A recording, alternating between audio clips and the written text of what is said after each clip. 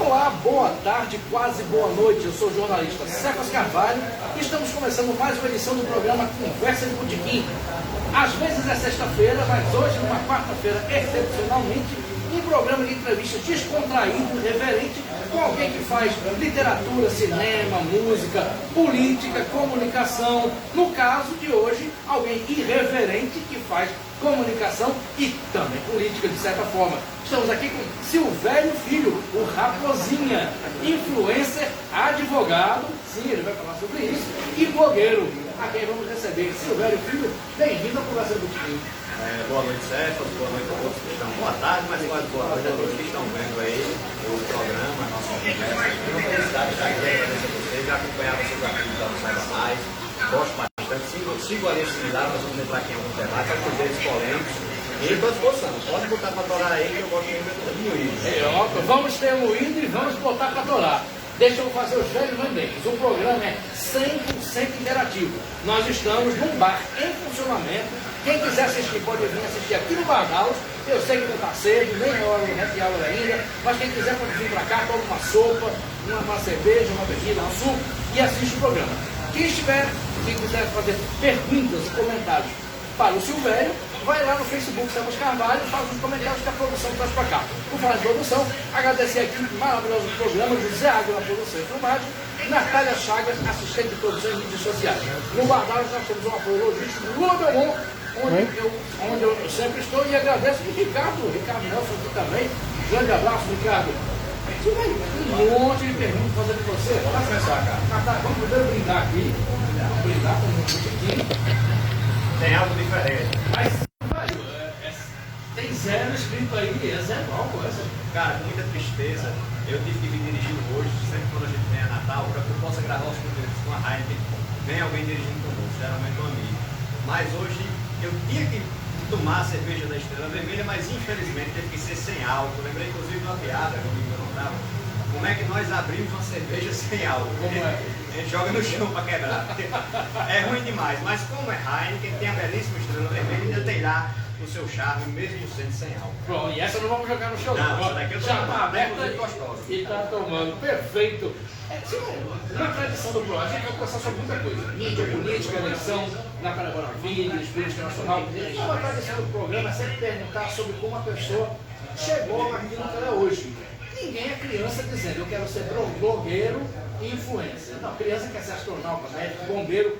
Como é que foi? Inclusive, seu pai está aqui, né? Está aqui, e faz parte dessa história também, a gente vai explicar. Vamos falar bastante sobre isso. Grande abraço, seu Silvério. E vamos ver, eu quero perguntar. Como foi sua infância? Fala o que você queria ser, onde você é de São Paulo, como você cresceu? Fala da infância do Silvério Filho. Na infância do Silvério Filho, sou filho único, né? Meus pais, eles me tiveram, meu pai brinca que minha mãe tinha os pistões entupidos, né?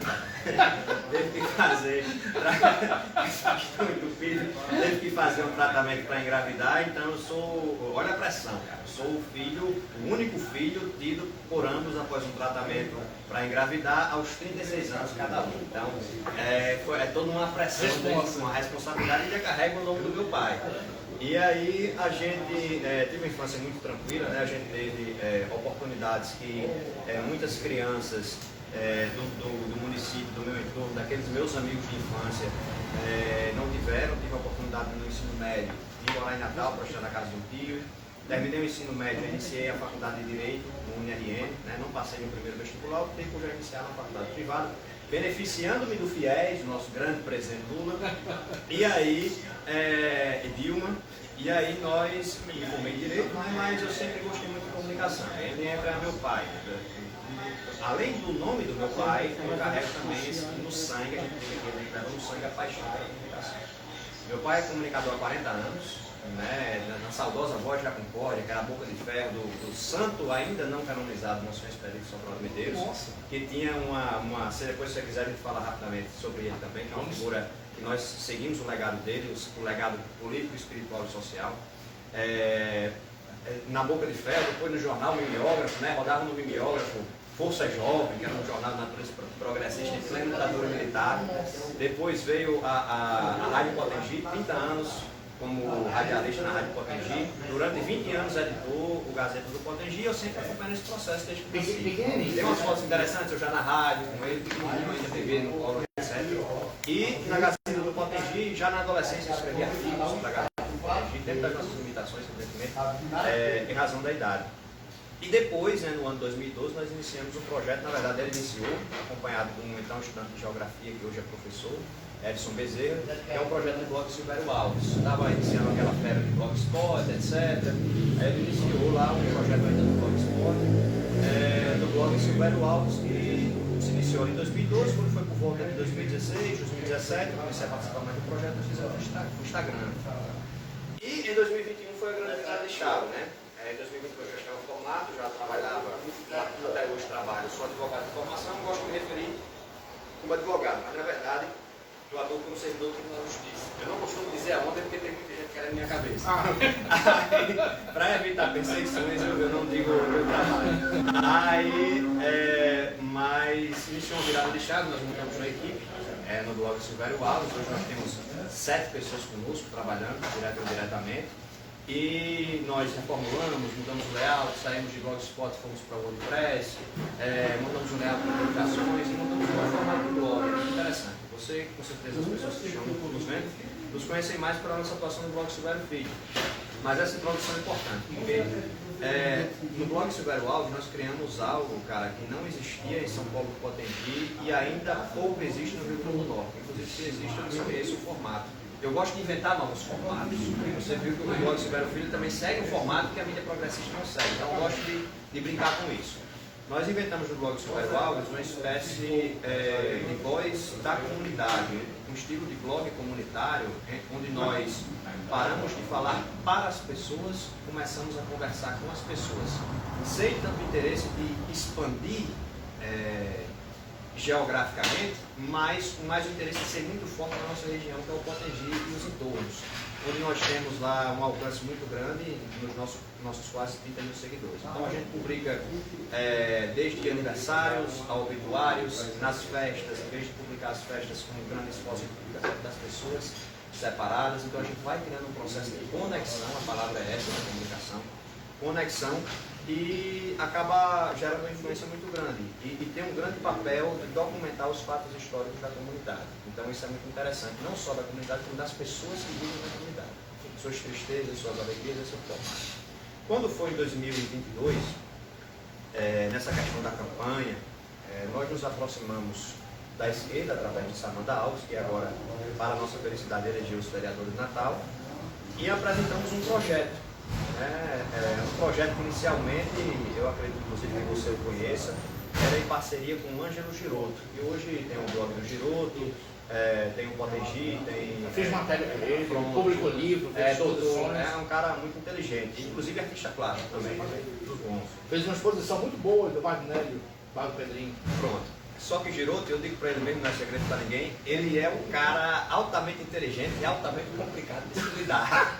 Eu digo na frente dele, isso aí é meu amigo, mas nós temos uma visão de atuação muito distinta. Eu sou muito pragmático e Giroto, ele é um artista, então a mentalidade de Giroto é uma mentalidade de artista. Eu tenho uma mentalidade, embora eu faça essas questões mais polêmicas, etc., mas quando eu faço já antevendo efeitos, antevendo... As pessoas acham que é passional, mas na verdade é cerebral. A gente vai explicar tudo isso. Quando eu solto as brincadeiras, as piadas, tem uma estratégia de comunicação, inclusive o Conde. O Conde, porque eu comecei a utilizar o Conde rapidamente, eu colocava em todas as músicas de fundo o Conde só brega, é uma estratégia de psicologia e marketing. Gatilho condicionado. Por exemplo, se a gente coloca a música de fundo, as músicas do dia a dia que as pessoas escutam muito, se elas escutarem eventualmente aquela música em outro lugar, não vai remeter a mim. Mas quem é hoje que escuta o Conde só brega? Tem pessoas que escutam, mas a maioria dos seguidores não escuta.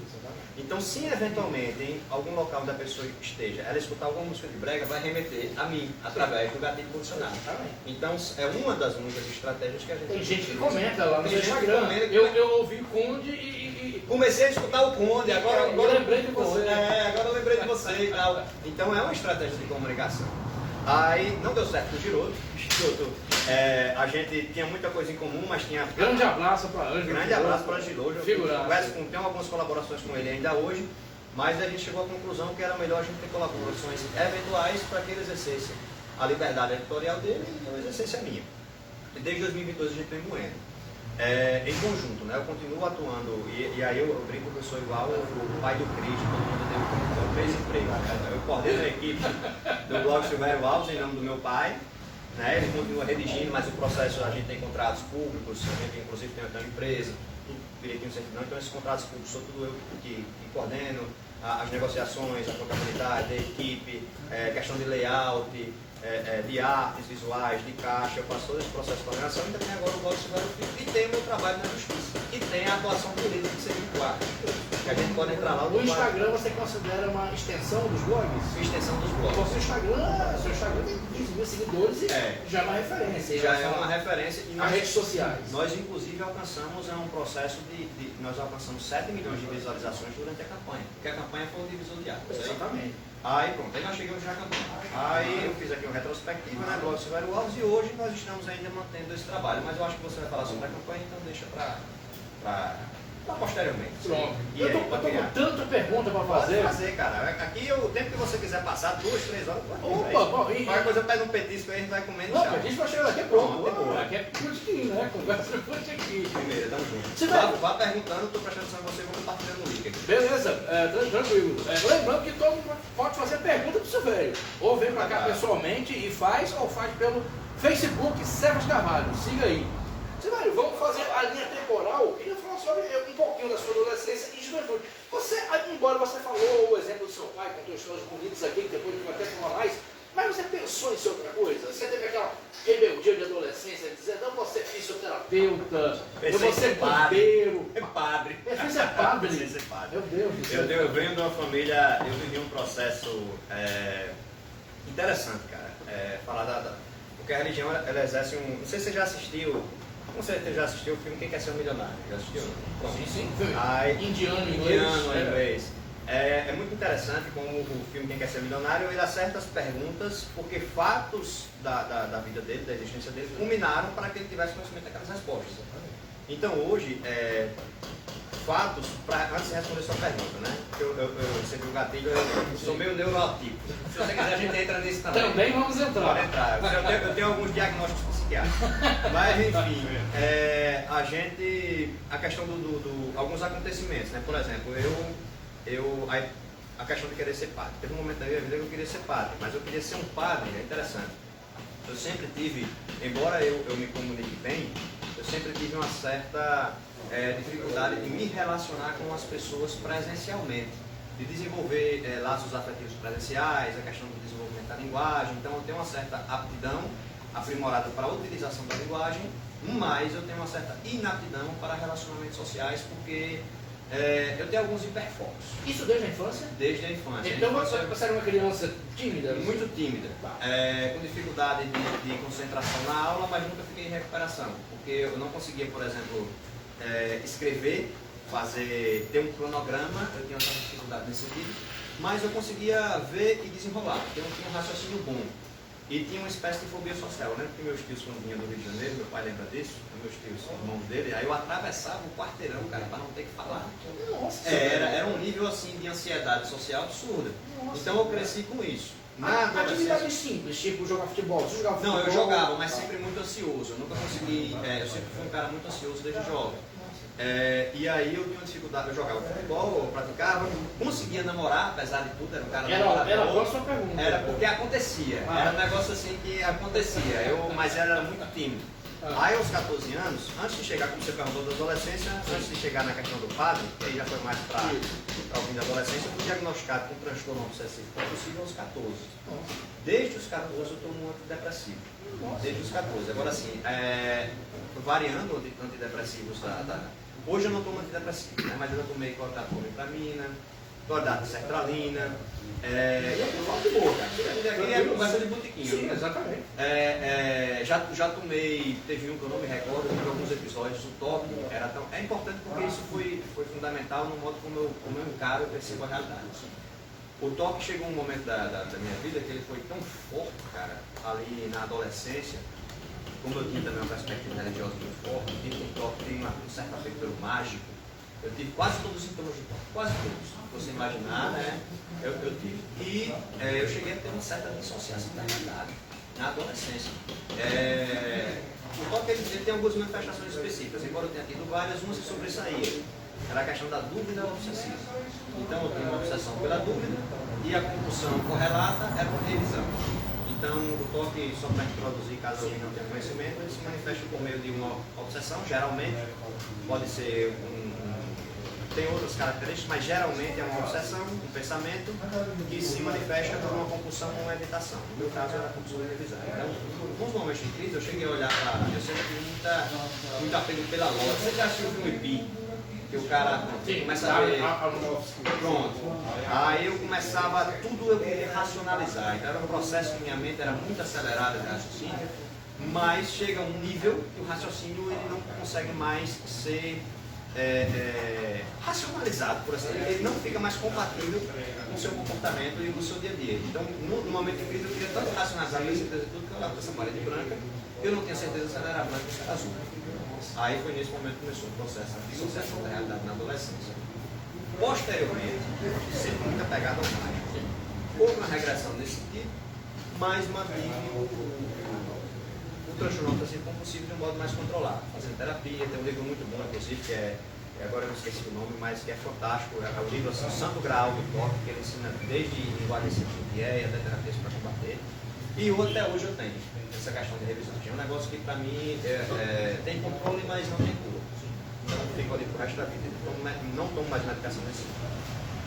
Mas quando foi ali na questão da religião, você perguntou, quando foi ali por volta da. Aí depois eu descobri o TDAH, mas vamos chegar lá.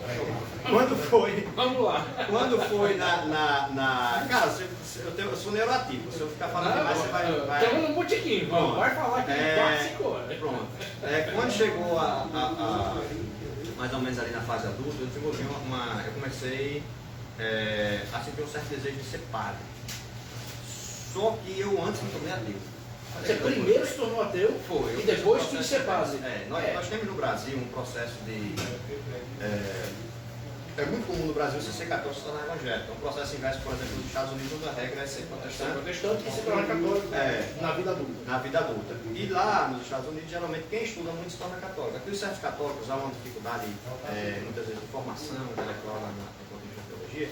E eu fui esse primeiro, eu me tornei evangélico, depois evangélico desigrejado, depois agnóstico, e na faculdade, quando eu comecei a estudar Nietzsche, Foucault, etc., escola de Frankfurt, aí eu me tornei ateu. Nietzsche é fantástico. Você lê Nietzsche, Sartre, Heidegger. Aí pronto, comecei a ler esses caras, aí o Marx, me tornei ateu. Só que aí, olha o caminho interessante, eu me reconverti ao catolicismo, olha que loucura, pelo estudo. Então o estudo me levou a ser ateu e geralmente a pessoa é católica. Tomás de Aquino, Santo Agostinho, história da igreja, patrística, escolástica, Santo Anselmo. Então eu sempre gostei muito de lógica. Então os argumentos lógicos de Tomás de Aquino foi uma das principais mentes da história da humanidade. Ele estudava como filósofo. Ele estudava como filósofo, só que naquele momento histórico ele baseava a teologia. Eu tenho dúvidas que se ele existisse, por exemplo, hoje, ele seria um gênio, porque ele era uma mente de uma lógica absurda. Não tem como você estudar teologia sistemática se estudar a suma teológica. Então, quando eu comecei a estudar, e aí eu me tornei um coxinha. Coxinha, cara. Que loucura. Aí, em 2014, eu era coxinha, né? A Aécio, eu escrevi um texto. Meu Deus. Quando a Aécio perdeu para Dilma, na época a gente era do Vermelho, São Paulo do Montenegro, apoiou o Robson Faria contra Henrique Alves, que foi uma escolha assim, cruz e espada. Mas, aí eu fui, cara, eu lembro que eu fui para a comemoração da vitória de Robson de azul, cara. Todo mundo de vermelho e eu de azul, porque em luto pela derrota de Aécio. Diga aí, eu fui em luto pela derrota de Aécio. Aí eu escrevi um texto, cara, olha que louco. Comparando Aécio a São Paulo. Aquele famoso trecho que São Paulo diz, agora portanto, encerrei a carreira, lutei algum combate, encerrei a carreira, guardei a fé. Eu disse que Aécio poderia dizer isso, velho. Olha que loucura. Eu estagiava no MPT na época. E Romana, que até hoje segue o blog, quando ela comenta lá, passou agora para a defensora pública, de Roraima, por Rondônia, e ela era assessora do Marcelo do MPT, eu era estagiária. E ela me chamava de kit de festa, porque eu era mais do que coxinha, tá ligado? Eu era muito coxinha, assim, teologia, e eu estudava teologia para debater, apologética. Aí eu vou chegar no que é ser um milionário. Eu estudava apologética para debater geralmente com os evangélicos, só que a partir do ponto de vista católico conservador e com os católicos Mas progressistas. os evangélicos tinham bagagem para. Não tinha, cara. A sua bagagem teológica é grande. Os evangélicos, infelizmente, não costumam ter essa bagagem. Não costumam ter a questão do debate. E você debatia, mas eles não, aí chegou um momento que eu parei de debater, porque eu percebi que eu estava ficando muito vaidoso. E eu estudava para debater, e este não era o propósito do estudo. Não só coxinha, mas já estava virando fariseu. Prepotente. Fariseu prepotente. Tem um debate interessante, teve uma vez que eu debati com uma pessoa, inclusive querida, que eu não vou citar quem é, porque ele é uma pessoa querida, mas debati com ele, evangélico, inclusive daqueles mais formados, né? E tem uma questão, apenas abrindo um parênteses, já que você falou, uma questão que é muito interessante esse debate. Quando você vai com um debate apologético evangélico, você já começa com. Tem outras cascas de banana, porque você se prepara para o debate e você tem um nível de conversa diferente. Quando você estuda para debater. Então tem uma pergunta que geralmente quebra as pernas, né? Por exemplo, o evangélico regra geral, aqui o evangélico médio brasileiro, pentecostal, não é pentecostal, esse de parede preta que eu ainda não sei como se classifica, mas eu respeito muito os pentecostais e os reformados. O evangelismo coach e o neopentecostal não respeito. Igreja Batista, mas Igreja Batista presbiteriana. Tem dias da Igreja Batista. E tem setores do pentecostalismo também muito sérios. Mas qual é a pergunta, cara? Você chega assim e pergunta, você acredita que tudo... Porque eles professam a expressão da Escritura, mas não nos mesmos termos de Lutero, né? Os termos de Lutero eram mais polidos. Mas você acredita que tudo que você professa em termos de fé e moral deve estar fundamentado na Bíblia? Sim.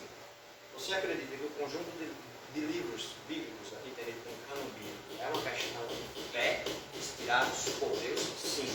Onde está na Bíblia a lista de livros que foi no bíblico? Lá.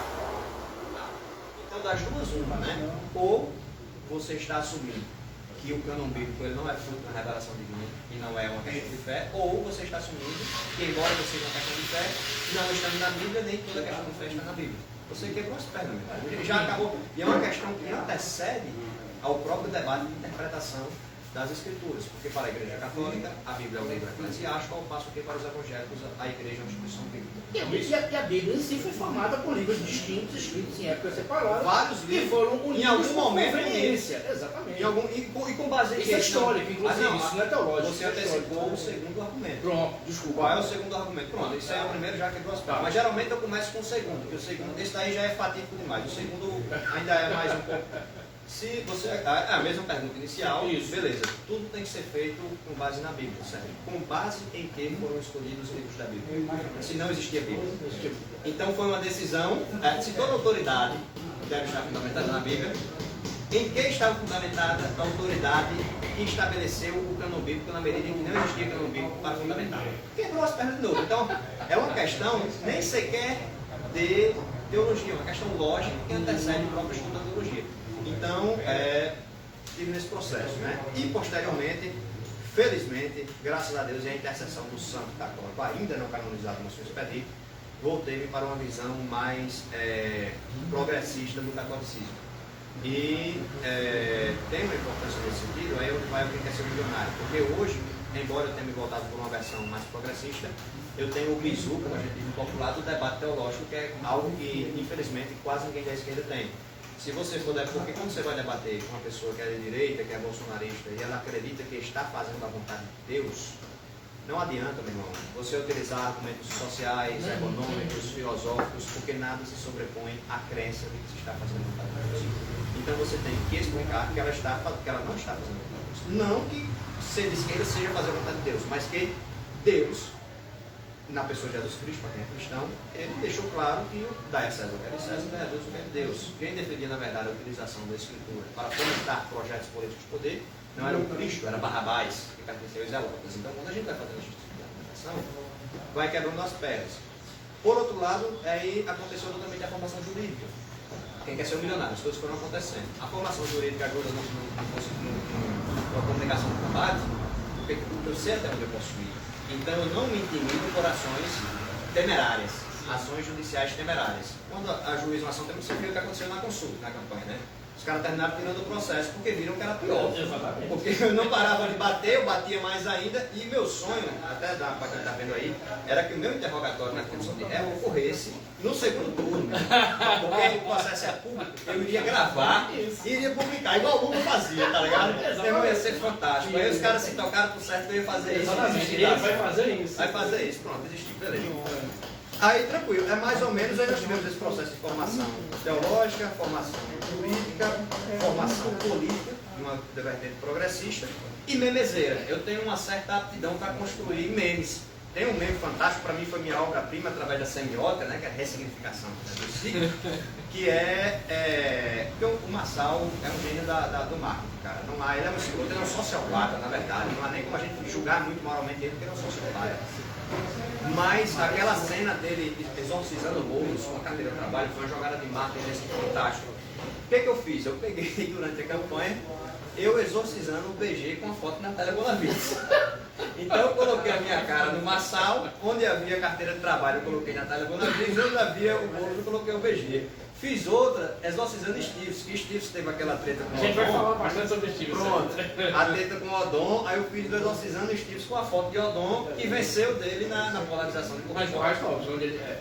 Pronto, aí só para terminar essas noções introdutórias, quando eu estava já adulto, aí veio o TDAH. Eu tenho um modo de... Desculpa, você não falou da questão de ser padre. Tipo assim, quero ser padre, mas não quero mais ser padre. Por que eu queria ser padre? Por que eu queria ser padre? Eu queria ser padre, eu queria ser um padre não responsável por paróquia, eu queria ser um padre acadêmico. Eu gostava de estudar teologia, então eu queria ter uma vida consagrada para viver, para estudar teologia, filosofia, linguística. Eu sempre gostei muito de lógica. O meu hobby, você deve ter percebido isso pelo blog, é construir e desconstruir argumentos. Eu gosto muito de desconstruir argumentos, de verificar se um argumento... Eu passava cola, né? Na aula, o professor Zé Eduardo, que é doutor, me deu aula de lógica e argumentação jurídica no TN. Eu vendia cola porque ninguém queria fazer, ninguém gostava. Ninguém queria estudar direito, não, nem passar na OAB, não sei o que, eu gostava de lógica e argumentação jurídica. De analisar se um argumento é forte, se um argumento é fraco. Aí tem os termozinhos técnicos lá, tem teoria de Turing, era muito massa. Aí eu queria ser padre, cara, porque eu gostava muito de estudar a teologia, a questão da visão cristã e de se entregar efetivamente aquilo. Mas aí tinha duas questões. Eu gostava muito de mulher. E aí, eu gosto ainda da minha esposa. Tem uns que gostam, tem uns que gostam. Meu pai foi padre. Foi padre também? Padre Zé Luiz, talvez seu pai. Padre Zé Luiz. Nasceu em Campestre, onde ele está sepultado, e foi padre em Pendências. Foi mesmo, cara? Foi muito padre. Escrevia muito bem. Escrevia muito bem. Escreveu no cotidiano, para pegar os certos. Pronto, aí eu gostava. Não é nem segredo. Pronto. Tem muitos assim, né, cara? Só que não é o ideal, né? Não é o ideal, né? Porque o celibato é um pré-requisito para ser padre. Mas apenas um detalhe interessante, a título de curiosidade, já entrando no catolicismo rapidamente, antes de terminar, o celibato é uma questão de disciplina, não é uma questão de doutrina. Doutrina aqui entendido como o depósito da fé católica, que é o T, a diferença de tradições, com T minúsculo, que são aquelas mutáveis no tempo e no espaço, e a tradição com T maiúsculo, que segundo a crença católica, ela vem desde os apóstolos e é, portanto, inestável manifestação da revelação divina. O celibato, ele é uma questão de disciplina, pode ser revogada pelo Papa, diferentemente do sacerdócio exclusivo masculino, já que os apóstolos eram todos homens, Cristo era homem, não haveria essa possibilidade de ter um sacerdote, um bispo, mulher dentro da Igreja Católica.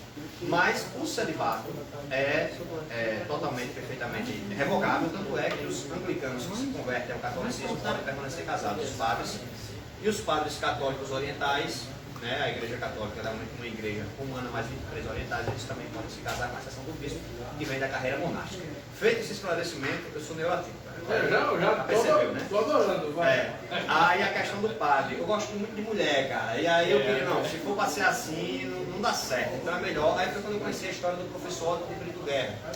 Otto de Brito Guerra foi um dos grandes renomados católicos aqui do estado, que foi um dos fundadores da Faculdade de Direito de Natal, foi vice-reitor do UFRN, membro da Academia Potiguar de Letras e o único católico leigo, olha que interessante, o único católico leigo a participar como conselheiro, o único católico leigo da América Latina a participar como conselheiro sobre doutrina social da Igreja Católica no Vaticano II. Comecei a estudar a doutrina social da Igreja Católica no meu TCC. Meu TCC foi sobre garantia do direito fundamental à água a partir da perspectiva do ordenamento jurídico brasileiro, da doutrina social da Igreja Católica, pegando o gancho, a luz do trabalho do meu sócio, que era um grande civilista, e ao mesmo tempo um grande estudioso do catolicismo. Então eu peguei na figura dele, um jurista, e eu peguei e fiz uma homenagem a ele e tracei algumas questões do pensamento dele, inclusive escrevemos um livro. Eu fui responsável por 2 capítulos desse livro, um dos quais meu TCC.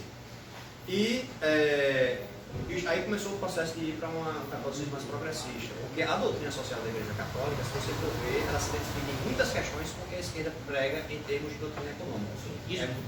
Existem vários memes sobre isso. Memes sobre isso, Sobre isso. Dizem divida tudo com os pobres e fica na pobreza. Quem disse isso? Jesus Cristo ou Marcos? O Marcos, exatamente. Esse foi Jesus. Foi Jesus de massa. Tem uns que são as coisas que Jesus disse, né? A galera pensa que é Marcos e é Jesus.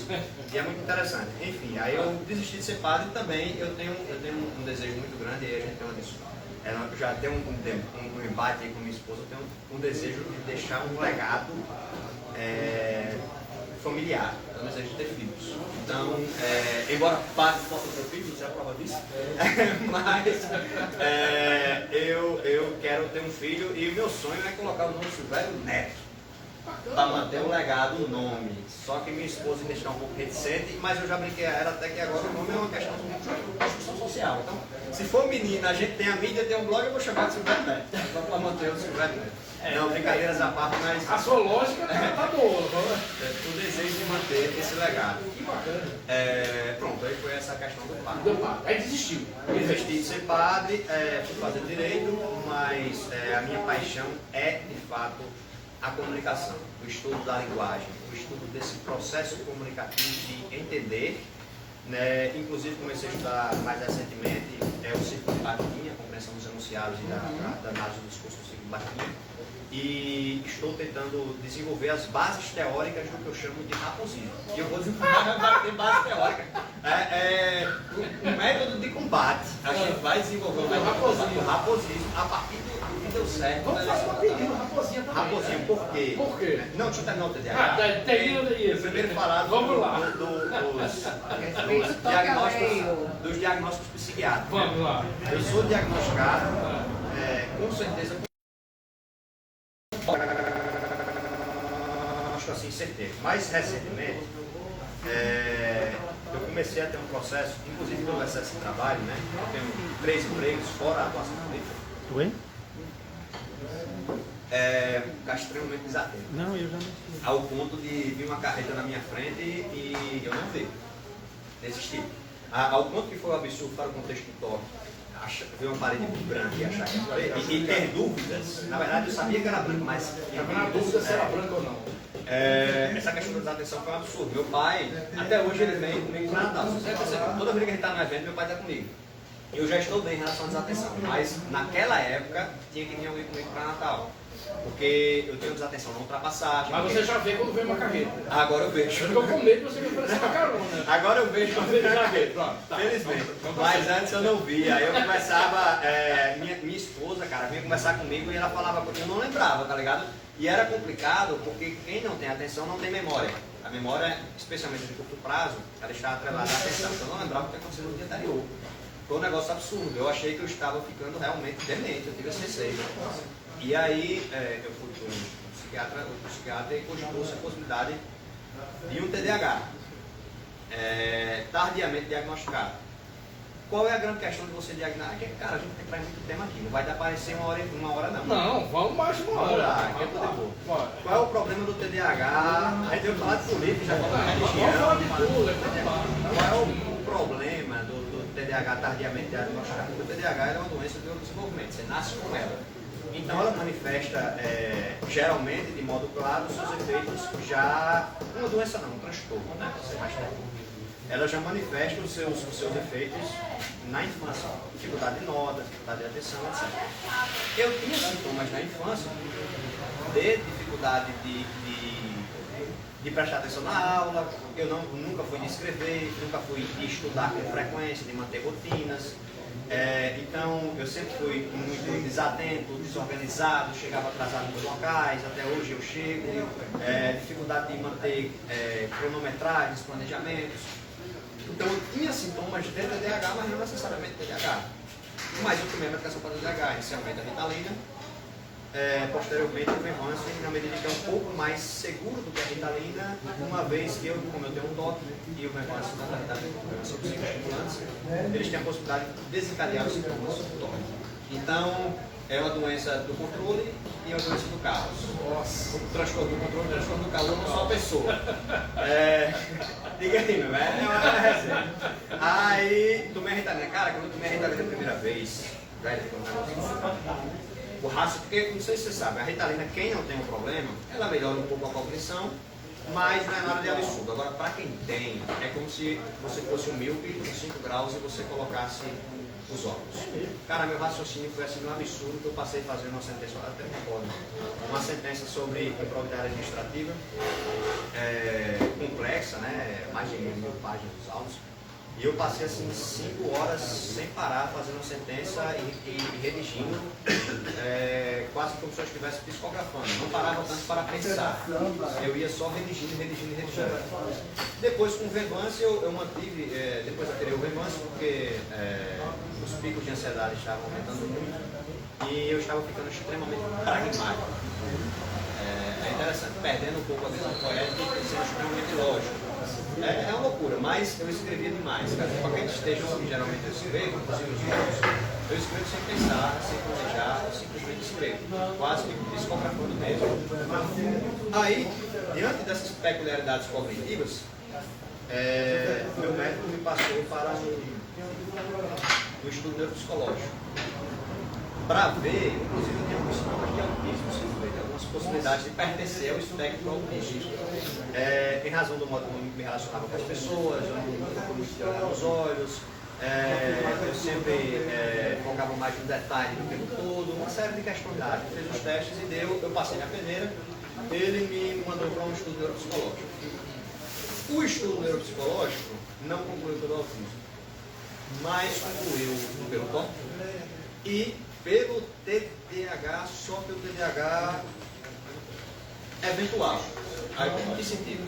Eu sou diagnosticado com TDAH, mas não com certeza, porque é possível que os sintomas de TDAH se devam apenas à ansiedade, inicialmente diagnosticado com severa ansiedade, e a talvez altas habilidades, porque existem sintomas de TDAH que são similares a altas habilidades, especialmente os relacionados meu QI deu acima da média, especialmente os relacionados à organização. Então, é possível que, na verdade, tanto a minha ansiedade quanto a minha desatenção e diversos outros aspectos do meu estudo de cognição sejam fruto dessas altas habilidades que no teste de QI deu sobretudo a partir da perspectiva linguística. Aí é onde a gente vai entrar nos termos. Só que é um problema, cara. Eu brinco com a minha psicóloga quando eu faço terapia, que é uma espécie de bênção e maldição. O que inclusive é uma compreensão típica depois ela me disse, de quem geralmente tem altas habilidades, porque não é romântico, geralmente não é tão bom quanto as pessoas pensam que é. E sim, aí eu tive que, como não deu um QI 123, deu um QI acima da média, só que não deu o suficiente para ser altas habilidades, só que a ansiedade crônica atrapalhava o QI, então ela pediu para daqui a 2 anos eu repetir. Mas eu continuo fazendo a terapia como se eu tivesse TDAH. E aí qual é a grande questão? Porque é uma bênção e uma maldição.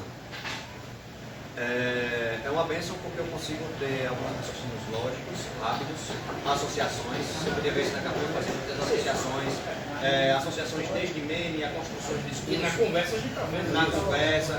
Relação com eu consigo pegar, é como se eu fosse construir um discurso.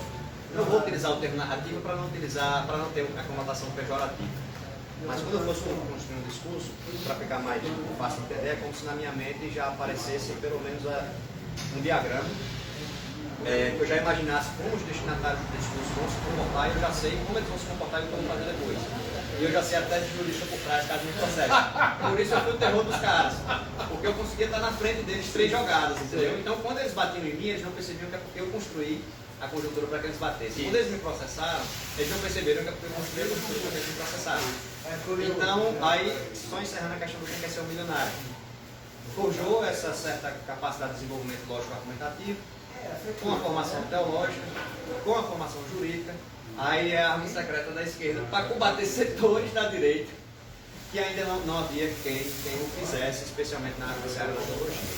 Aí é como se as coisas se reunissem para esse sentido.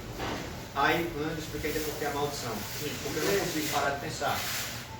Então, eu raciocínio o tempo todo. É difícil, eu tenho... Quando que você dorme, velho? Geralmente mindfulness.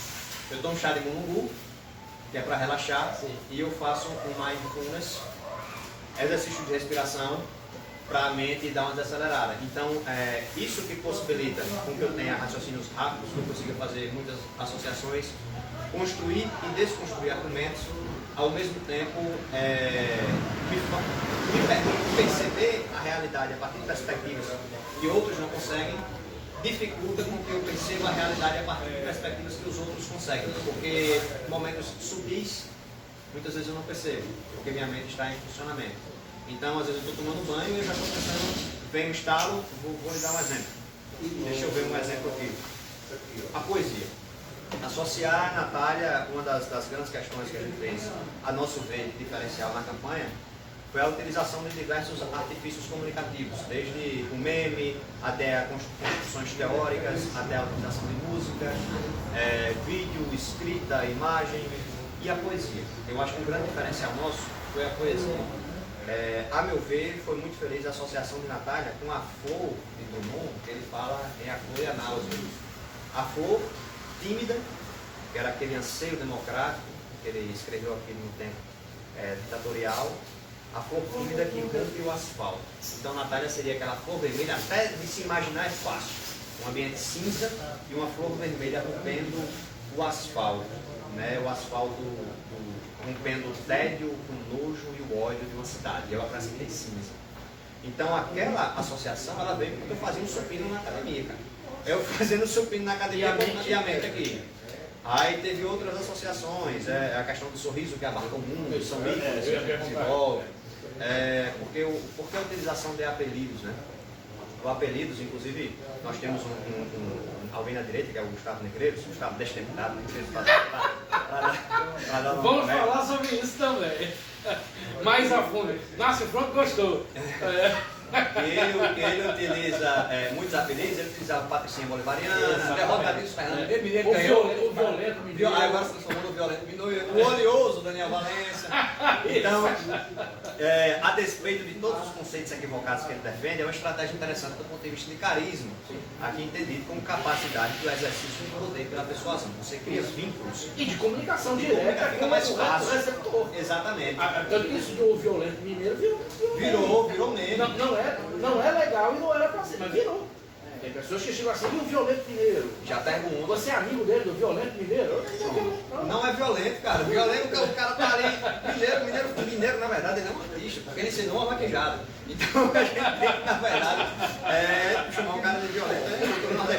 Mas enfim, cara, aí esse é mais ou menos desse modo como funciona a minha mente e possibilitou que, por exemplo, na última semana de campanha, aqui em Natal, minha mente não parava, cara. Era 24 horas assim, e produzindo e fazendo. Teve um dia que eu não consegui dormir, eu fiz um corujão, eu e meu gato Xandão. A gente, pô, Xandão, vamos fazer aqui. O nome do gato é Marco Aurélio, cara. Mas eu passei a chamar de Xandão. Vou explicar por quê também. Mas aí fiz um corujão com o Xandão, meu irmão. Começamos a falar ali, fazer análise e desconstruir. Aí, por exemplo, associações. Teve um momento, Amaro Dias, aí me veio, muito obrigado. Veio à mente isso na véspera de campanha, cara. A gente começou, eu não sei se você sabe, mas eu tirei isso da campanha. Isso aqui, primeira mão aqui. Vamos lá, vamos falar. Vamos lá, isso aqui. Estima-se ia ser uma pergunta à parte. Não, vamos adiantar, isso aqui tá forte, viu? Como é que é o truco, o bombado? Não, tem vários nomes para isso. Isso é muito grande para um apelido só. Steve Arrogante Valentim, que a arrogância que é peculiar. Aí tem o senador com veias faciais de peculiar diâmetro, porque são alguns diâmetros. E com altos e supostamente artificiais índices de testosterona. Eu não vou entrar nesse filme não, porque eu tenho delicado, mas há fortes indícios, a gente já tem conhecimento, inclusive, testemunhais da artificialidade desses. Nossa senhora! Mas enfim, a questão é o seguinte, cara, como é que eu tirei isso da campanha? Eu acho que a esquerda, ela tem muitos pudores que sejam necessários na sua atuação política. E alguém tem que, de certo modo, quebrar os ovos. Inclusive, no início da nossa atuação, no nosso formato, teve companheiros que nos criticaram, que ao final do segundo turno vieram nos parabenizar. Eu tinha convicção que eles fariam isso, porque eles reconheceriam essa necessidade. Mas quando eles me criticaram, eu disse a eles que eu era o cara que quebrava os ovos para que o restante da mídia progressista pudesse complacentemente comer um omelete. Foco, né? É foco. Mas aí como é que a gente tirou o Stilson da campanha? O Stilson deu 2 bobeiras num dia, cara. Eu acho que foi lá na quarta-feira, eu acho que foi na terça-feira da semana anterior à eleição. Ele deu 2 bobeiras grandes, cara. A primeira foi, tinha aquele, inclusive teve com o Rodrigo Bico ontem, em São Paulo, o Rodrigo Bico falou aquele negócio do Paulinho Freire, que era um candidato branco, velho e hétero. Aí Steve, no dia do aniversário do Paulinho Freire, acho que na terça-feira, Steve gravou um vídeo com o Paulinho e disse assim: está aqui meu candidato, que é branco e hétero. Meu irmão, fiz o corte e espalhei. Ah, eu menti? Não, eu não menti. Ele disse isso, eu fiz o corte e espalhei. Mas geralmente, como a esquerda tradicional faria? Contextualizaria que aquilo tem uma questão de forma identitária. Ele está sendo preconceituoso. Está sendo preconceituoso. Porque ele está desrespeitando as mulheres e a população negra. Cortei, espalhei. Quase 100 mil visualizações, cara. No mesmo dia, isso foi pela manhã. No mesmo dia, antes de ver meu vídeo, Steve foi ao meio-dia dar uma entrevista no 98 e simplesmente disse com arrogância, que lhe é peculiar, que nas periferias os pais estão presos e as mães se prostituindo.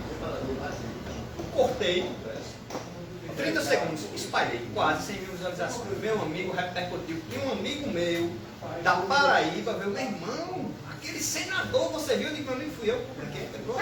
Você viu que aquele senador disse? Eu vi, foi eu que publiquei. Então, quando foi à noite, porque eu digo que Steve saiu da campanha, você vai ver que tem discurso desse tipo. Quando foi à noite da terça-feira anterior à eleição, Steve gravou uma live. Se ele nunca fez isso, Stevenson nunca se justificou porque ele não precisa, segundo ele. Ele está acima da justificativa dos meros mortais. Então, ele se justificou e foi explicar o contexto 1 hora de live. Fiz novos cortes. Fiz novos cortes ali, tirei uma onda, beleza. Quando foi na quarta-feira, ele foi na Rogério Marinho FM, antiga 96 FM. Ele foi lá, antiga 96 FM. Antiga 96. E ele deu uma entrevista, cara, na quarta-feira anterior à campanha. Os acontecimentos foram na terça, falando só sobre emendas para o interior. Olha que absurdo. Como é que nós estávamos numa campanha eleitoral de segundo turno decisiva? Na última semana, Steve declarou apoio expressa para Paulinho Freire. Ele vai na Rogério Marinho FM, que era a rádio de Paulinho Freire, e ele simplesmente, inclusive há processo sobre isso, porque a Rogério Marinho FM desvirtuou a finalidade pública da concessão. Há dados, o pré-alerta, que é o nosso hacker, ele já nos deu todo o relatório. Mas enfim, isso aí é outro tempo. Aí a questão do Steve, ele simplesmente falou de emenda, cara. Não falou de Paulinho Freire, não falou da eleição. Então, como eu interpretei aquele fato? A rádio levou ele lá para ele mostrar que ele não era aquela pessoa preconceituosa, que ele era o cara das emendas. Então, desvinculou ele da campanha de Paulinho, desvinculou ele da fala, desvinculou ele da política partidária para vincular ao senador administrativo, o cara que faz as emendas. Isso na quarta. Quando foi na quinta, eu dei outra situada. Nós tivemos a manifestação de Natália nas quintas, que é um bairro periférico de Natal, infelizmente destinatário de preconceito do plano aluno, e lá nós fizemos um discurso para a Câmara e publicamos, e já atingiu aí mais de 60 pessoas na eleição. Então, foram 2 cortes de 100 mil, mais esse discurso. O que foi esse discurso? Eu estava nas quintas e lá eu não havia visto que existia. Eu não havia visto as mulheres se prostituindo.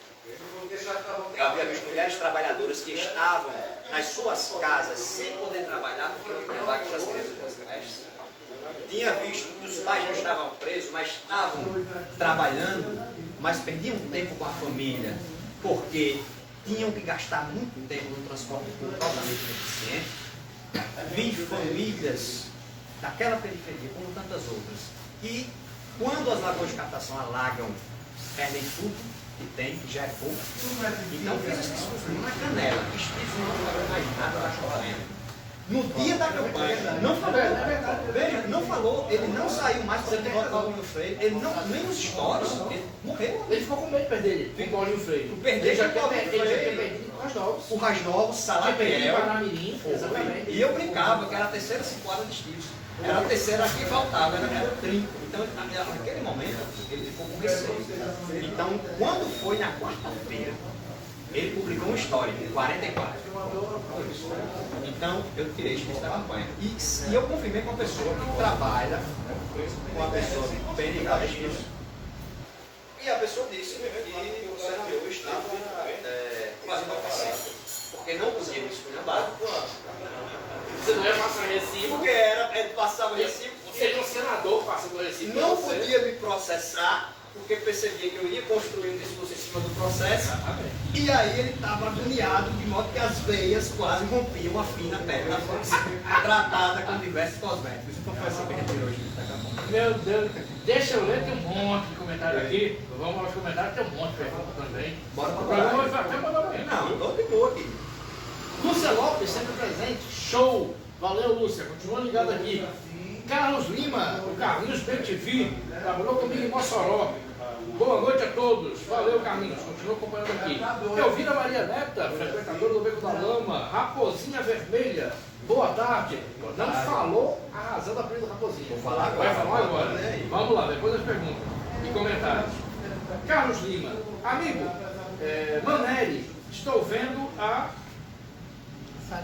saliência. Por isso a Amorim é um pouco melhor. Foi no debate da discussão religiosa. Entendi. Tá? Entendi. Mas a inteligência sempre melhor. O debate É porque os padres. Eu fui muito saliente. Eu fui Meu pai, quando o padre eu fui escrevendo e passando. Tranquilo. Não. É o que vier. Teatros maiores de idade, inclusive, e consensuais. É importante dizer. É importante mesmo. Carlos Lima, Carlinhos BTV de novo. Pois é, ainda é no Tá debate. bom, a ideia é sobre o debate. Valeu, Pode produção. botar aí. Nem tudo se baseia na Bíblia. A Bíblia foi escrita por homens. Digo homens devido a ser um espírito machista. Bem registrado. São homens que tinham a visão da época. Exatamente. Certo isso, Carlinhos. Tudo. Véia Lúcia Jesus Machado, valeu Vera, boa noite, sempre presente aqui, continua ligado. Márcio Franco aqui presente, bebendo cerveja ali, Heineken. Uma pergunta, entre o Stevenson é novo, branco e... Eu não sei. Cara, você me complica. Eu perguntei. Você me complica. Arrogante.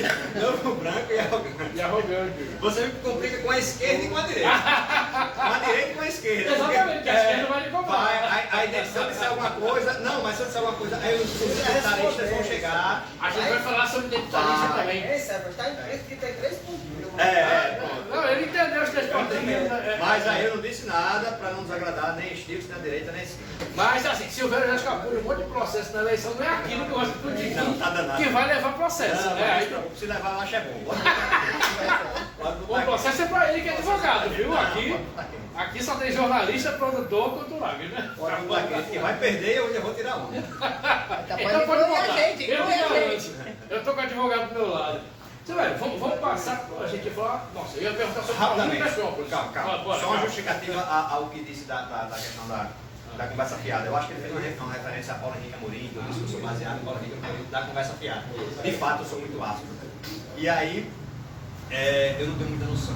Aí já é mais uma questão da neuraticidade. Eu não tenho muita noção. Inclusive, esse foi um dos motivos para o médico suscitar a possibilidade de envelhecimento ao espectro exemplo, autista.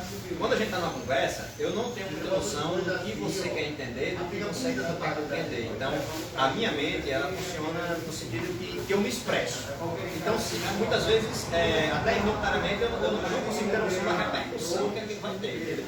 Às vezes eu tenho, às vezes eu não tenho. Então, de fato, eu sou um pouco ácido, mas tente relevar. Eu acho que eu consigo ter essa compreensão, até por formação profissional. Mas você entende que o jornalista quer que o entrevistado se expresse. Se expresse. Então, bota pra torar. Vai lá, pode ver. Aí, Paulinho vai Já tivemos entrevistado aqui propondo queimar ônibus em Natal.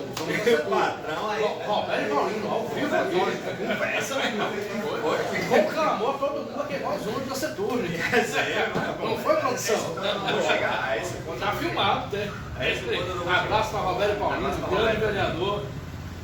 Um militante maravilhoso. Um dos bons prefeitos que nós não tivemos. Exatamente, lembrado.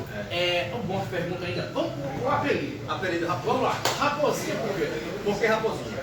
Nós temos aqui, aí tem uma grande colaboração do meu pai. Foi quem criou a Raposa Felpuda, que o senhor se inspirou, que o senhor dizia. Raposa Felpuda era um jornalista, Cassiano Arruda. Pronto, meu pai dizia que Cassiano Arruda escrevia sobre a Raposa Felpuda e ele teve a ideia de criar a Raposa Política. É um personagem do blog Silvério Alves, especificamente. Qual é a função da raposa? A raposa, ela solta frases enigmáticas, cara. Então, por exemplo, a raposa política, ela foi vista, e é sempre no local da comunidade. Por exemplo, ela foi vista tomando um caldo de cana no barraco do Regis, hoje pela manhã, ou comprando feijão verde na feira, e aí ela sempre solta uma frase enigmática. Vamos supor, sei lá, um trecho da música de Zé Ramalho. As borboletas estão voando. Olhe para a dança das borboletas. Aí, quando o curioso chegou e perguntou, Raposa, o que é que você quer dizer com isso? Aí a raposa diz alguma coisa, coloca o ouvido no chão, perceba. Ou depois do carnaval eu vou lhe dizer. Então, a estrutura é sempre essa, né? Raposa em algum lugar da comunidade, raposa frase enigmática, curioso perguntando, raposa dá um desgueio. Aí a raposa sai e o final é a raposa saindo faceira a faceira para as brenhas da caatinga. Então, a gente montou essa estrutura e ficou extremamente popular, cara. Assim, as pessoas gostando, e passaram a chamar meu pai de Raposa, e passaram a me chamar de Raposinha. A Raposa ficou tão popular que se você abrir o Instagram, o logo do blog Silvério Alves é SA, de Silvério Alves, e a raposa abraçando o A. Então é a raposa. Aí por que Raposinha Vermelha? Porque eu sou de esquerda. Então, como eu sou de esquerda, aí teve alguém que começaram a me chamar da Raposinha Vermelha, e aí eu adotei. Eu não tenho esse negócio, aquele negócio da filosofia da quinta série, né? Se você achar ruim o apelido pega. E aí eu transformei isso, inclusive, num ícone. Agora a gente tem, inclusive, até logo da Raposinha, do raposismo cultural. Falou isso, vai sim, meu patrão. Aí ficou a Raposinha Vermelha e pegou assim, cara, na campanha que eu vinha, por exemplo, almoçar no líder, né? E aí a galera passava e gritava, Raposinha, Raposinha e tal, não sei o quê. Chegou um caso de um primo, de pessoas, assim, muito comum isso acontecer, de pessoas relatarem, pessoas próximas a mim relatarem que outras pessoas, por exemplo, eu estava conversando com uma amiga minha, e ela disse que durante a campanha ela ficou surpresa do alcance que nós tivemos. Que uma amiga dela compartilhou a seguinte frase com a foto de Natália, a flor que rompeu o asfalto. Aí ela colocou, aí a minha amiga respondeu, rapaz, você só quer ser meu amigo botando essa frase? Aí ela fez, e quem é seu amigo? Aí ele fez, não, é ele que fez essa associação com a Natália. Fez, você conhece a Raposinha? Então, quer dizer, era um negócio assim que a gente não tinha, foi muito rápido, a gente não tinha a compreensão dos devidos efeitos e do devido alcance que é. E foi muito bom a campanha. Pra gente, assim, foi fantástico. Bom, vamos falar sobre a campanha. A campanha foi um marco. Vamos lá. Visivelmente, a gente vai falar sobre dois aspectos, que eles são unificados, mas são distintos. O primeiro é a forma como você fez campanha pela Natália Bonavides. O próprio PT admitiu que você ajudou muito, você cumpriu um papel parecido com o que André Javones cumpriu. A gente vai falar sobre isso também. Na campanha de Lula, em 2022, justamente para quebrar os ovos. Só se come omelete se quebrar os ovos. Se deixar os ovos inteiros, você não vai comer nada. O PT admite que você cumpriu isso, inclusive você teve interação com a governadora, com a própria Natália. E ao mesmo tempo também você fez uma campanha de desconstrução ou de mudar a narrativa de Paulinho, a quem você apelidou de Paulinho Petrópolis. Paulinho ganhou, foi eleito. Parabéns, a eleição foi merecida e justa, pois que ele ganhou, mas o fato é que deu um susto grande. Porque a Natália chegou ao segundo turno, coisa que não acontecia há 2 décadas, Fala um pouquinho sobre isso, sobre como você trabalhou, Natália, desse jeito e como foi essa interação que você viu com as pessoas e o sorriso, como você falou, abarca o mundo. Fala um pouquinho sobre isso. Qual é a grande questão, cara? Uma das dificuldades que eu vejo nesse projeto é, de um modo especial, a quantidade de tendências e estilos que nós temos. Nós temos a esquerda nacional desenvolvimentista, que é a que eu mais me adequo assim. Nós temos a esquerda eleitoreira, nós temos a esquerda cirandeira, que o pessoal utiliza esse termo, né? Nós temos a esquerda radical, por assim dizer, nós temos a extrema esquerda, nós temos a esquerda. São muitos nomes, muitas vertentes que sentem muita dificuldade de se unir.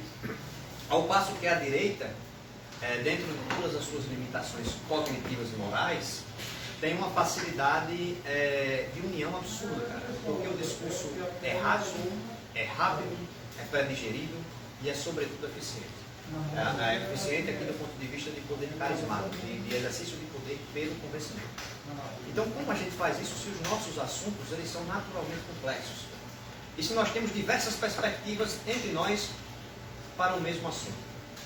Natália, ela tem um grande desafio, não tanto por ela, mas porque a questão da atuação política, da comunicação política, especialmente num combate eleitoral, não importa tanto o que você é ou o que você defende.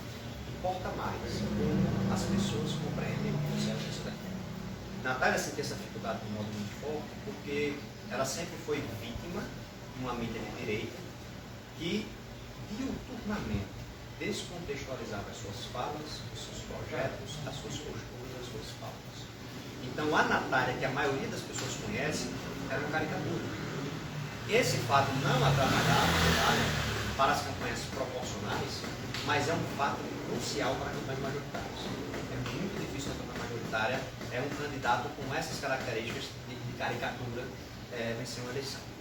Mas Natália, e aí eu comecei a bater nessa tecla. Inclusive algumas pessoas ali mais à esquerda do PT, né, que eu vou encarar como uma moldura, né, tem mais à direita, ao centro, à esquerda, as pessoas mais à esquerda do PT, ficou um pouco chateado comigo no início porque eu dizia que Natália deveria ser mais pragmática. Eu nunca cheguei a conversar com ela pessoalmente sobre essa época, mas eu dizia que ela deveria ser mais pragmática, porque nós tínhamos que ganhar. Nós tínhamos que ganhar. Por quê? Porque em 96, quando o PT chegou mais perto de ganhar, que foi com o Patrão Bezerra, o PT não ganhou. Sim. A história de Aloysio Alves, que é conhecida. Extremamente conhecida. Aloysio Alves, um dos maiores líderes políticos, foi para a Fátima e disse: nós lhe apoiamos, não queremos nada em troca. O PT recusou porque não queria subir os Alves. Perdeu. Nunca ganhou depois. Não, perdeu para Vilma de Faria e Vilma consolidou e virou governadora depois. Prefeita reeleita, governadora reeleita. Exatamente. Então, nós não podemos cometer o mesmo erro. Eu tenho uma convicção muito firme e clara para mim que mais vale um esquerdista semi-ortodoxo com o poder da caneta na mão do que 100 esquerdistas com megafone na rua ortodoxamente limpos. Então nós temos que ter essa visão para mim. Agora, do outro lado, nós também temos uma esquerda que muitas vezes abdica totalmente da ideologia para se eleger, o que gera mandatos cada vez mais simbólicos e pouquíssimo eficientes para a implantação de votos progressistas. Então nós temos que encontrar uma esquerda que seja pragmática, mas que também não seja vendida. Como construir isso a partir do ponto de vista de comunicação? Aí tem esse desafio de eu trabalhar na Natália e aqui ser um consentimento dela. Aqui não foi um negócio que a campanha dela me procurou, disse, de esquerda, Natália é o melhor nome, Natália é o nome, e eu tenho que ajudar a trabalhar a Natália do modo como eu acho que deve ser, porque é um direito meu, na condição de militante, e de potência proposta, se eu votasse por beleza, eu comecei a trabalhar. E Natália, cara, ela foi fantástica assim, inclusive acredito eu, a contragosto de setores da esquerda do PT, em alguns momentos. Eu vou dizer por quê. A campanha de Natália, o que poderia ter sido feito foi, veja a campanha de Natália nos debates, ela de modo extremamente maduro, ela focou os debates públicos em pautas de administração do Natal, os problemas reais da classe trabalhadora. Ela não focou em pautas identitárias. Primeiro, não é que pautas identitárias não têm importância, mas especialmente dentro de uma eleição, numa cidade conservadora como Natal, irmão, é pedir para perder. Tanto é, e aí, olha esse detalhe interessante que eu acho que poucas pessoas fizeram essa análise. As pautas mais eficientes que foram utilizadas contra a Natália não foram pautas defendidas na campanha. Foram pautas anteriores à campanha que guardavam, de certo modo, um arcabouço moral. furto famélico, questão de roubar, que é meu, então, tirou muito voto. tirou muito voto pela descontextualização, e aí eu vou entrar no estado de comunicação de como combater isso. Segundo, eu gravei vídeo sobre isso, inclusive pegou mal, eu chamei os caras de jumento. Eu lembro. Não era jumento, era um mau caráter. Depois eu gravei um vídeo pedindo desculpa. Desculpa porque eu não deveria ter chamado de jumento, eu deveria ter chamado de mau caráter. Aí, pronto. E a outra foi a questão das próprias ocupações, né? Que também é um tema altamente distorcido, tem aquela questão da moral, é muito facilmente distorcido. Até você explicar o que é ocupação do ponto de vista constitucional, diferença para invasão, requisitos, né? Repercussões. Está explicado há 3 eleições. Dá 3 eleições. Aí é um Aí, grande problema. Mas Natália, ela focou nos problemas reais. Lagoa de capacitação, transporte, geração de emprego, renda, crianças nas creches. E aqui extraoficial, e eu fiquei muito feliz quando soube disso, extraoficial. Eu não sei nem se isso não mais por isso. Eu soube, não sei se aconteceu, eu soube, não estava lá. Em uma das reuniões onde se debatia sobre a resolução desse problema de sorteio das crianças de Natal, porque não tem creche. Numa dessas reuniões, com aqueles diversos especialistas acadêmicos de esquerda, muito entendem de tudo, Natália disse que ia encontrar a solução de todo jeito. O que vai ser a solução? Vai ser voucher? A esquerda odeia voucher. Vai ser voucher. Então eu soube, não que ela defendesse que fosse isso, mas ela teria jogado isso para dizer, a gente precisa resolver e a gente tem que pensar, deixar desse negócio de viver em tese e ver a prática. Meu irmão, quando eu soube isso, eu digo, caralho, entendeu? Palavrão, porra, é isso. É isso. É isso. Não é questão que a gente vai defender voucher, mas a gente tem que parar de viver apenas em tese, levando em consideração como as coisas deveriam ser, em detrimento de como as coisas são. Como as coisas deveriam ser, a tese é o norte, para o qual nós devemos caminhar. Mas a estratégia, a conjuntura, a atuação, deve levar em consideração também como as coisas são, porque é nesse ambiente material da atualidade onde ocorrem as disputas efetivas de poder. E a gente perdeu muito espaço por arrogância, boçalidade e incapacidade do conjunto. Dito isto, como nós começamos a trabalhar a imagem de Natália. Natália ajuda demais, porque Natália é fantástica. Eu disse que eu era coxinha. A primeira vez que eu encontrei com a Natália Bonavides, eu ainda era coxinha. E eu fiz meu irmão. foi quando? Você lembra? Não me recordo. Ela estava no primeiro mandato. E governadora? Não, deputada. Foi mais recente. Eu fui coxinha até muito tempo. Antes de 2022. Lá até 2020, por ali. E aí eu me encontrei com a Natália e disse, eu vou soltar piada com essa mulher. Eu vou pegar ela, porque eu sou Paulo. Meu irmão, quando eu cheguei com a Natália, tá pegando o som legal? Tá. Quando eu cheguei na frente da Natália, que Natália abriu um sorriso, meu irmão, me tremi todinho. Me tremi todinho. Eu disse, como é que danado eu vou criticar uma mulher dessa, meu irmão? Olha a simpatia da mulher, como é que danado eu vou... Quem seria eu? Que crápula? Que conservador sou eu que eu vou... Meu irmão, fiquei sem ação. Aí, quando lembrando dessa história já na campanha, eu lembrei, sorriso que abarca o mundo, que faz a direita se cagar, se tremer. E aí, Natália é fantástica, porque quem com ela conversa, ela desmascara todas essas caricaturas que a mídia fez, cara. Então, até disse para no decorrer da campanha, disse para a campanha dela, façam ela andar.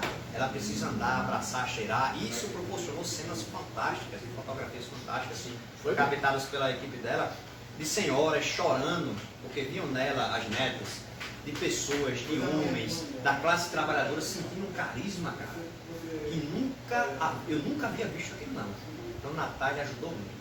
Ela centrou na comunicação nos problemas práticos. Ela foi para o carisma genuíno das ruas, porque ela tem essa capacidade que é mais inata do que treinada, se nasce com aquilo.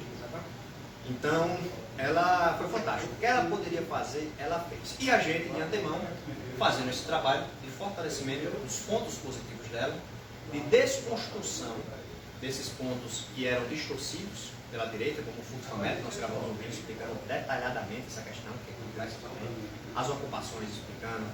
A questão do aborto, eles não entraram, você sabe por quê, não vamos entrar nisso. Eu sei por quê. Você sabe por quê, eles não entraram no aborto, mas eu não quero entrar nisso. Mas eu ainda dei uns puxadas na campanha. Quando quiseram puxar o tema, eu digo, não puxe não. Não puxe não, deixe do jeito que dá, porque senão a gente alogra aqui não. Enfim.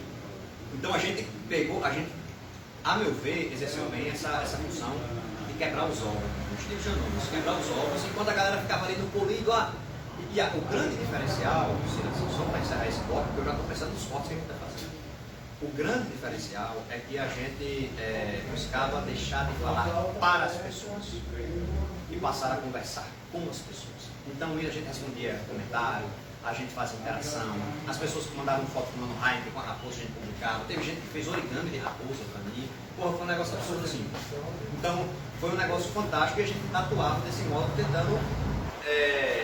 Era tentando brincar na cara dele. A galera estava ali, a galera deixou assim, as coisas a gente desconstruía e ressaltando os pontos que tem.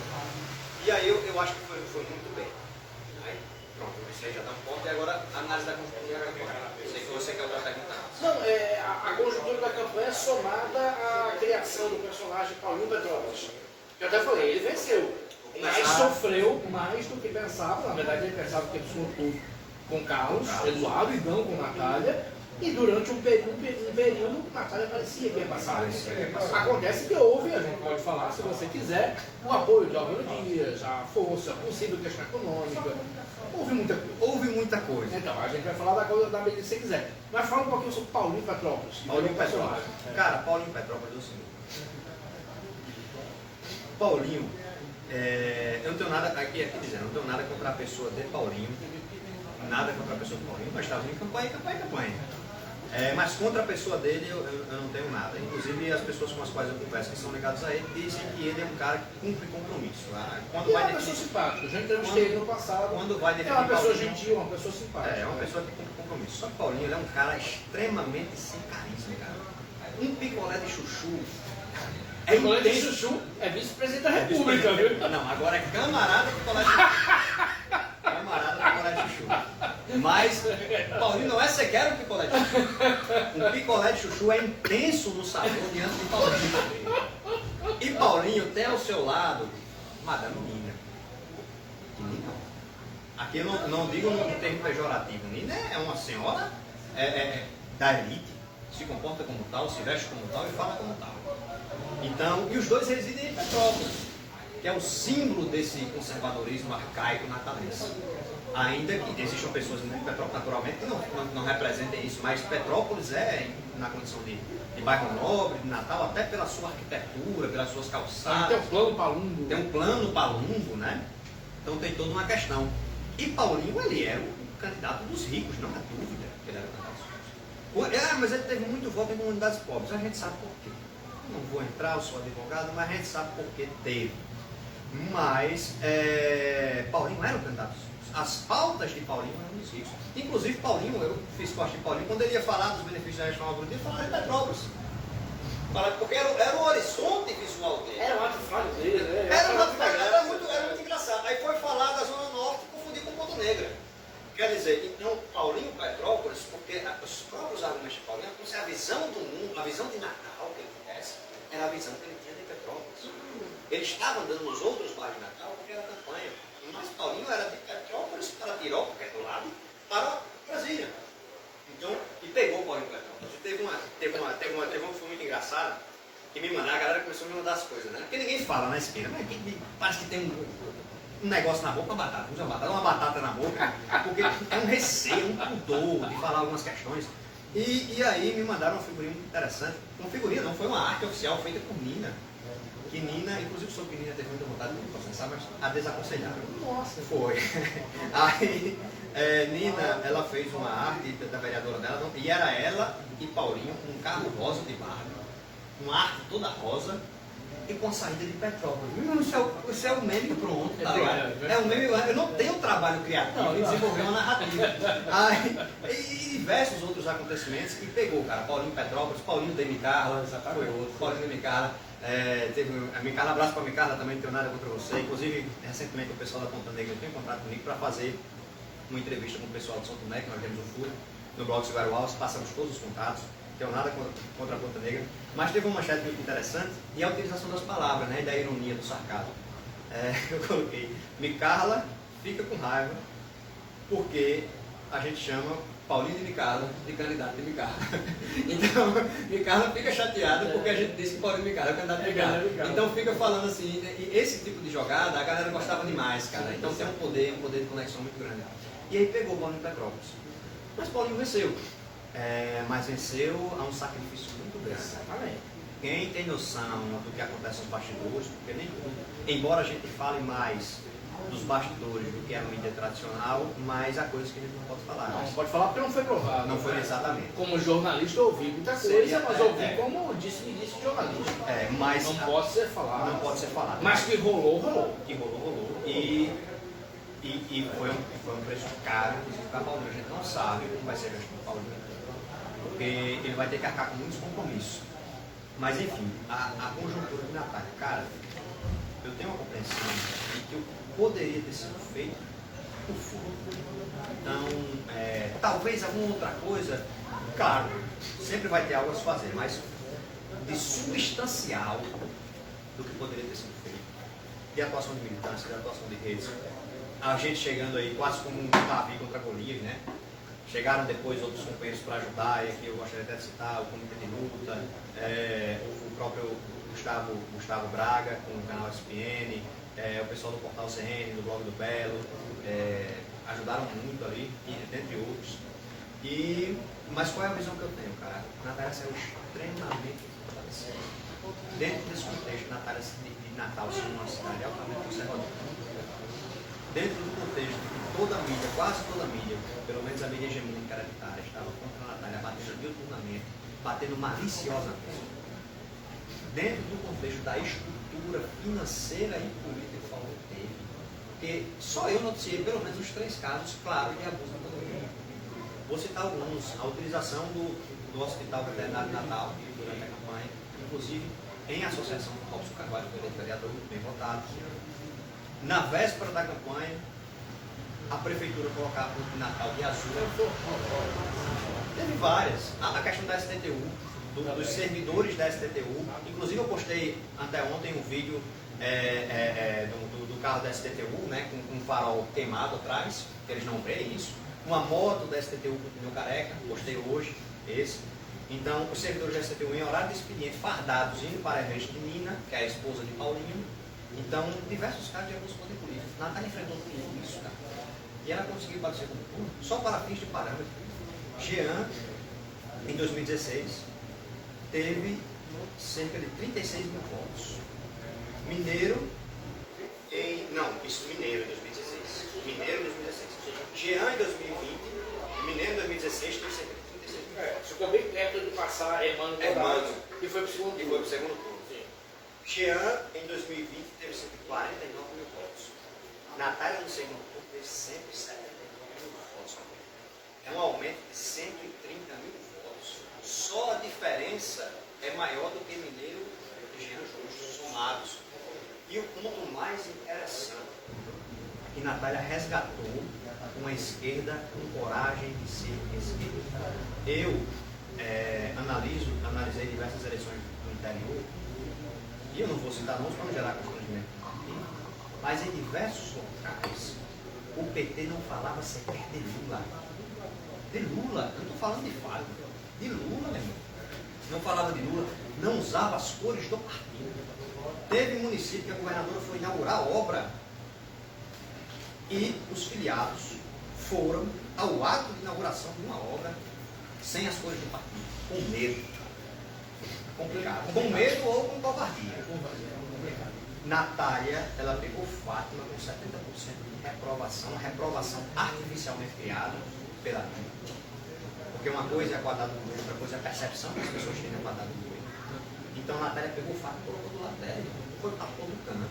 Não escondeu o Lula em canto nenhum. Foi para todo canto. Pelo contrário. Realizou o ato Lula. Agora Lula era para se esperar. Agora Fátima tinha setores da esquerda que defendiam que ela escondesse o e ela não escondeu. E Fátima sabe disso. Conversei com Fátima no dia Então, só para encerrar, que isso aqui dá um pouco. Eu acho que o PT saiu fortalecido. Natália saiu extremamente fortalecida. E que nós aprendemos muitas lições nessa campanha, especialmente sobre a necessidade de reformular nossa comunicação política. Eu não trabalho nos meus estudos a questão das pautas que nós defendemos. Vamos assumir que todas elas são corretas. Aí eu deixo para os outros debaterem. Mas uma vez assumidas as pautas, a minha linha de estudo é o que nós podemos fazer para fazer as pessoas se conectarem, entenderem e defenderem as pautas. eleições. Eu acho que nós saímos fortalecidos da eleição municipal, tivemos um resultado positivo, o melhor resultado possível dentro da conjuntura material, e assim se analisa a vitória política. Agora saímos com eleições que devem ser aplicadas para 2026. Se nós não aplicarmos eleições, estaremos perdendo uma grande oportunidade de nos reformular, até porque a gente não sabe o resultado de 2026 ainda. E aí, Uma hora e 10. já está em 1h10? Não, mas você E vai 20. falando aí. Se Uma hora tiver e que 20. acabar, Não, aí... daqui a pouco. Porque hoje vai ter karaokê aqui. Então pronto. Mais tarde. Então faça logo mais uma pergunta aí. Não, faça eu não sei o várias. que eu estava falando, não. Faça mais uma pergunta. Deixa eu ler o comentário aqui. Lê esse comentário. Márcio Franco, que está aqui, bem participativo. Uma das coisas mais gostosas foi ver picolé de chuchu escutando um pé internacional comunista em um evento PSB em Brasília. Porra, cara, essa daí eu não sabia não. Consigo um vídeo pra mim, pra eu publicar? O picolé de chuchu. Não, camarada picolé de chuchu. Camarada picolé de chuchu. Camarada picolé de chuchu. Tá. São as habilidades do Lula. A lenda do mundo. É. Meu Deus do céu, eu não lembro isso aqui também não. Mas deve ter acontecido, né? Alckmin virou parceirão. Mas a convenção Virou parceiro. Tava lá. Tiago, vamos falar sobre identitarismo. Isso é um assunto delicadíssimo, melindroso, mas é necessário falar.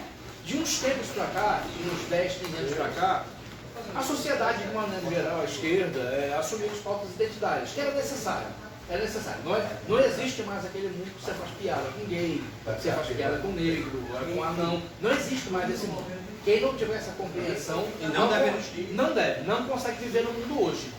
Por outro lado, em um Brasil, em um país onde a gente foi governado pelo fascismo durante 4 anos e que o Congresso é totalmente de direita, também tem certas complexidades que a gente tem que levar em consideração. Diante desse quadro todo que você compreende bem, analisa bem, como é que você analisa isso? Da necessidade de haver o identitarismo, é normal que exista, é normal que as pessoas que se sintam historicamente indesejadas queiram impor isso, mas ao mesmo tempo, como você falou, é preciso ganhar eleições, é preciso chegar ao poder, senão você não faz nada. Como é que você vê isso, Silvério? Eu vou até um pouco mais profundo, porque quando a gente fala assim, é preciso ganhar a eleição, aí já nos acusam de eleitoreiro. Então vamos fazer uma análise mais profunda. É preciso ocupar espaços, dentre os quais os eleitorais. E aí, qual é a grande questão? Essa é a minha compreensão. A defesa de uma pauta, ela tem como finalidade a sua concretização. Nós defendemos uma pauta não por esporte, é porque eu gosto de defender, porque às vezes é só por vaidade. Mas a defesa da pauta, pelo menos em tese, deve ser a sua concretização. Então, tendo isto em mente, nós temos que ter a capacidade de ler a conjuntura. Marx inventou uma análise de conjuntura há muito tempo, e a gente da esquerda fica vivendo. Eu tive que escutar uma companheira com respeito, num determinado evento, chamar o Levante, dizer que Natal era progressista, porque há 90 anos atrás eu o Levante comunista aqui. Utilizar isso como argumento para alegar que hoje Natal é progressista, meu irmão. Aí é uma leitura equivocada. Não, você está sendo eufemista. Eufemista, entendeu? Então, a gente tem, primeiro ponto, nós temos que ler a conjuntura. Uma grande falha da esquerda é querer considerar que um escorpião é um barato, para afagar o ego. O escorpião está ali, não, mas é um barato. A gente está aqui na nossa academia, a gente está nos movimentos culturais, movimentos sociais, estamos fazendo nossas plenárias, nossas notas de repúdio, e o povo cada vez mais de direita. Nunca nós tivemos tantos jovens de direita, tantos pobres de direita, tantos cristãos de direita. Porque se a gente for olhar 20 anos atrás, os cristãos não eram tão de direita assim não. Uma visão, e o pior, cara, a direita do Brasil é o pior da direita, porque é uma importação barata da direita norte-americana. Não é sequer uma direita nacionalista. Nacionalista, porra nenhuma, nacionalismo não é você colocar a camisa do Brasil, não. A direita brasileira defende o pior capitalista que existe, que é o velho da van. O cara que importa e vende produto importado aqui, e não industrializa o Brasil, e não gera riqueza no Brasil do ponto de vista de construir algo, pega algo de fora e viraliza aqui. Então, é o pior tipo de direita que nós temos do Brasil. E como é que aí qual é a conjuntura? E a esquerda, cara, perdida. Perdida porque está no seu orgulho lendo conjunturas em tese, quando na prática a direita dominou o estudo de comunicação, dominou com a comunicação rápida, nós temos uma conjuntura de dinâmica de comunicação em que as pessoas preferem textos curtos, vídeos curtos, curtos, pré-digeridos, de fácil assimilação e que gerem empatia, geralmente pelo sentimento, geralmente ódio, raiva, compaixão, algo desse tipo. Algo bem raso. Raso. E aí o que acontece? A esquerda continua com temas complexos nas suas divisões. E temas identitários são muito complexos. Muito complexos. Então, qual é a grande questão? O que eu acho? Respondendo a sua pergunta. E a gente vai, por mim, a gente começar 3 horas aqui, vai começar a pergunta. Já respondendo a sua pergunta. Eu acho que os temas identitários devem ser defendidos, mas na hora de defender os temas identitários, nós não podemos defender que Natal é progressista porque ocorreu o levantamento. Então, o primeiro ponto para se defender os temas identitários, e aqui eu estou assumindo que são temas relevantes, eu não estou falando de nada da defesa. Estou falando de estratégia de comunicação. Porque o objetivo da defesa de uma pauta é concretizá-la. E o da comunicação é fazer com que essa pauta seja entendida, posteriormente defendida, posteriormente concretizada. Então é isso que eu trabalho. Primeiro, nós temos que ler a conjuntura. Natal é conservadora. Então, se é conservadora, a gente tem que ter isso em mente na hora de defender. Por quê? Porque eu trabalho com tripé de comunicação. A gente nem teve tempo, mas tem que marcar outra live. Vamos marcar. O tripé de comunicação. Qual é o tripé? Fato político, construção do discurso, combate à narrativa. É um tripé. Quanto melhor for o fato político, melhor é a construção do discurso positivo sobre ele, melhor é o combate às narrativas. Quando a gente tem uma boa leitura de conjuntura, nós temos a possibilidade de elaborar fatos políticos que sejam boa matéria-prima para a construção do discurso e boa matéria-prima para o combate das narrativas que serão criadas em relação a ele. Então, o primeiro ponto é a leitura de conjuntura. Dentro dessa leitura de conjuntura, a gente tem que perceber que temas com aspecto moral, a gente deve dominar. Porque a direita, ela sempre pega o raso, pega um discurso, vai discutir religião, pega um discurso, pega algo contextualizado, um versículo e vai citando o tema moral. Como é que você vai explicar a questão do banheiro trans? O cara disse que um homem vai estuprar a sua mulher.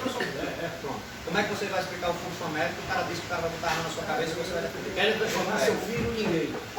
Qual é a saída para isso? Encerrar a estratégia de comunicação. Voltar às bases. Porque o que acontece? A luta identitária é uma consequência da luta de classes e não o inverso. A consciência de classe ela é o adubo da consciência identitária. Sem consciência de classe não há como haver uma consciência identitária efetiva. Então, quando a gente fica só focando no identitarismo e a gente não ocupa os espaços efetivos de poder, quem está ocupando os espaços efetivos de poder é a direita que vai utilizá-los para que a pauta identitária não se concretize. Entendeu? Então, o primeiro ponto é compreender isso. Compreendeu isso, a gente tenta utilizar, trazer o debate, como é que eu proponho naquele estilo de Luiz Gonzaga, para mim está tudo aí. Então, pauta de massa, pauta identitária, pauta de massa. Pauta de massa, pauta identitária, pauta de massa. Então, com essa divisão de intensidade. Por quê? Porque quando a gente está com a pauta de massa, sabe aquela dinâmica que eles conseguem simplificar o debate e a gente não consegue porque o tema é complexo? Aí inverte, meu irmão. Pega 6-1. A jornada 6-1. Ah, mas é porque tem não sei o que, do cara não sei o que. Não. Eu quero saber que você vai trabalhar, eu trabalho 6 e agora eu quero trabalhar 5-4. A gente simplifica a discussão. Pega a questão dos altos salários, dos super salários. Ah, não, mas não sei o que eles vão dizer. Não, mas sabe porque tem um déficit fiscal, tem responsabilidade? Não, eu quero saber que eu sou servidor público, eu ganho 2 salários mínimos e você ganha 40 salários mínimos. Exatamente. Ah, pega a questão do imposto de renda. Eles vão dizer, não, mas é porque tem o povo de direita, né? Doido para tirar o dinheiro e botar no bolso do rico. Aí, não sei o que eu quero dizer. Não, eu quero saber que eu pagava imposto de renda e que eu não pago. Então, as pautas de massa nós levamos vantagem comunicativa. Então, se nós queremos ocupar espaços efetivos de poder, nós temos que focar nas pautas de massa. Uma vez ocupados os espaços efetivos de poder, eles serão utilizados para defender as pautas identitárias e concretizá-las, porque é o objetivo da defesa da pauta é a concretização. Eu acho que esse seria um sistema interessante de atuação para a comunicação política, porque a saída é compreender a atuação política e a comunicação política em duas faces dentro do moeda, com base nesse tripé, fato político de construção dos seus combates. Quer outra cerveja? Ficou bom? Paga mais uma, sem álcool? Como não tem álcool, só hidratando. Compreendeu, Sérgio? Ficou legal? Vou para a última pergunta para você liberar aqui o palco. Já não passou da hora, viu? Sim, então, aí Lula lembrando aqui. Última pergunta, vai lá. Lula Belmonte, bem direto. Vamos liberar o palco aqui, tem karaokê no Batalha daqui a pouco. Diga aí. Depois eu falo. E venha pro karaokê aqui também, agradecer o espaço. Vai cantar o karaokê? Não, vou. Tá. Bota a música do Conde, se tiver um do Conde. Vou fazer até a dancinha do Conde. Olha Conhece o aí, Conde? a atuação do karaokê. Vai lá. Fala das suas tretas. Você teve treta com as rádios de maneira geral, Rogério Marinho, a antiga tribuna do Norte, da Online, hoje Rogério Marinho Online, Treta com todo natalense. Fala das tretas. Quem lhe processou de verdade? Cara, quem foi brincadeira e depois você encontrou e bebeu? Você já encontrou com o Gustavo Negreiro em algum bar? Algum restaurante da vida? Fala as tretas. Eu ainda não encontrei com o Gustavo Negreiro, mas foi para passar uma com o precipício água bem. Mas enfim,